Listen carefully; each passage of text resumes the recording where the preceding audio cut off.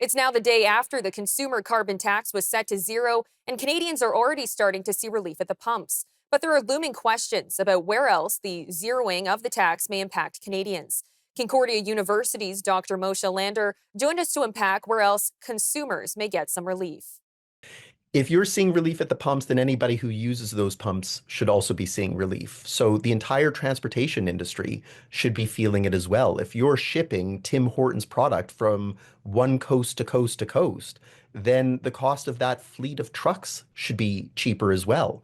So the degree to which industries are competitive is the degree to which they're going to be able to pass along those falling prices to their consumers. So anything that involves rail, truck, plane, car, boat should all see the reduction in their costs.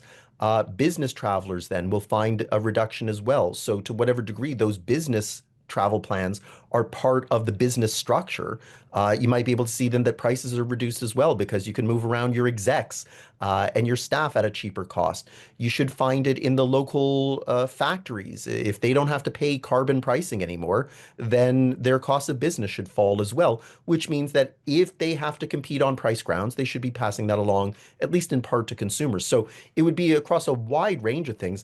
Add to it then, say, industries like agriculture, which are also carbon emitters. They might also find that food prices now become cheaper as well. But again, it really hinges on, are you competing for customers on the basis of price? We also asked Dr. Lander about the options that were available to the government to limit emissions, comparing a carbon tax with cap and trade. There were two policies the government could have used. They could have used the carbon tax or they could have used cap and trade. So cap and trade system would have merely turned the actual permits themselves into a commodity no different than clothing or restaurants or hotels. Uh, in order to be able to emit carbon, you have to have one of these pieces of paper, and these pieces of paper can trade just like shares or bonds. And so all the government would have had to do then is decide how many permits do they want to issue. And then at that point, then the market would determine what those pieces of paper and therefore what emissions are worth. Uh, the government then from year to year or decade to decade could have just changed the number of permits that they issued and left the market alone to figure out what those things are worth. Uh, you could even just hand them out. So just pick your favorite companies and say, here you go, here's a gift from your friendly government.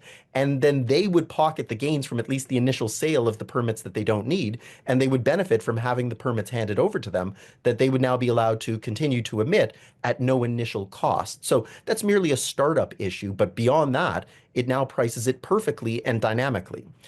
The carbon tax is essentially the government trying to set a price, no different than, say, minimum wage or rent control. The problem with that is that the government better really understand how the market works and how the market moves, because you need to constantly be tweaking that price in a way to make sure that it's capturing what's the proper price of carbon. A cap and trade system would have been more efficient at doing that. The thing with the carbon tax was beyond the fact that it was misexplained repeatedly to Canadians and they did a terrible, terrible sales job of why it was necessary. The big problem is that consumers are very stubborn about their spending plans.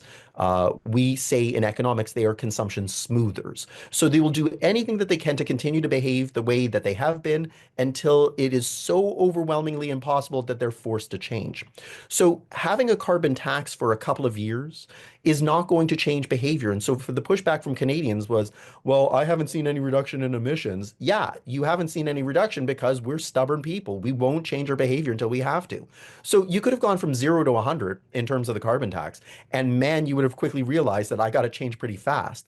What the government was doing was saying, look, I get you're going to need some time to think this over. So let's just start off with a little bit of a drip and an extra little drip and then a little drip. And we'll keep increasing the carbon price so that when you get to a point where you start to realize that this is a big issue, you won't have gone from 0 to 100, you'll have gone from 90 to 100. And at that point, then the change that will be necessary won't be as dramatic as if we brought in the full amount from the very beginning. So the idea at least was right that if you're not going to go the cap and trade route, the carbon tax fine should be slowly onboarded.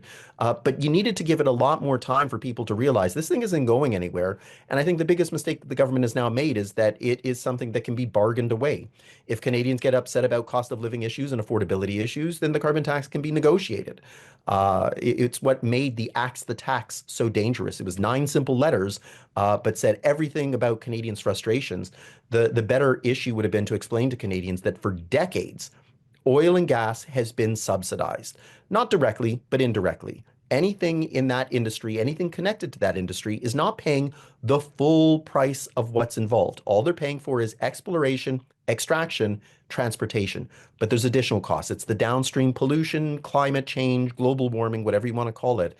And so the purpose of the carbon tax was not to punish people, but to get them to pay the true price of those products. And that would have allowed us then to switch faster, easier to cleaner energy sources. And we didn't have to go to net zero. We just had to go to something lower than what we have now. Other countries don't want to do it? Don't. But you try and sell your goods in our country, you got to pay the tax when it arrives at port. Digital products could have even been taxed as well, that even if they're being produced in these humongous gig factories that are huge users of electricity, if you're using the wrong source, we're going to add a tax to that when Canadian consumers try and buy it, no differently than the digital sales tax that's applied then on Netflix.